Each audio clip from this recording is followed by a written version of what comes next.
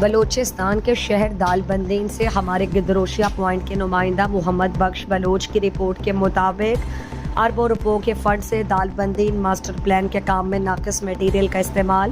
Fund ضائع ہونے کا خدشہ، XNBR اور متعلقہ حکام روڈ میں ناقص میٹیریل کے استعمال اور ناقص کام کا نوٹس لیں۔ سابق صوبائی وزیر میر عارف جان محمد حسنی کی فنڈ سے دالبندین بازار کے ماسٹر پلان کے لیے اربوں روپے منظور ہوئے تھے، جس علاقے کی ہر ذی شعور نے خوب سراہا تھا، جس سے شہر کی خوبصورتی دوبالا ہو جاتی، مگر افسوس کہ 2019 کے کام آج 5 سال بعد بھی مکمل نہ ہو سکے، بلکہ روڈ بننے سے پہلے سیوریج سسٹم کی نالیاں زمین بوس ہو گئی، جنہیں دوبارہ مرمت کرنے کی بجائے روڈ کا کام شروع کیا گیا، جس سے نہ صرف کام میں خلل پڑ رہا ہے بلکہ کام میں صفائی نہ ہونے کے برابر ہے، جس سے اربوں روپے کے فنڈ مٹی اور دھول کی نظر ہو کر ضائع ہو رہے ہیں، کیونکہ ٹھیکیدار کو جو کام پہلے کرنا چاہیے تھا وہ کام بعد میں کرنے کی کوشش میں ہے۔ دوسری جانب وابستہ حکام کی غیر ذمہ داری اور غفلت کی وجہ سے ماسٹر پلان کے تحت کھمبوں کے نکالنے کے لیے باقاعدہ فنڈز ہڑپ کرنے کے باوجود تاحال کھمبے نئے تعمیر ہونے والے سڑک کے درمیان میں لٹک رہے ہیں، جس سے نہ صرف کام میں بڑی رکاوٹ ہے بلکہ بعد میں کھمبوں کے نکالنے سے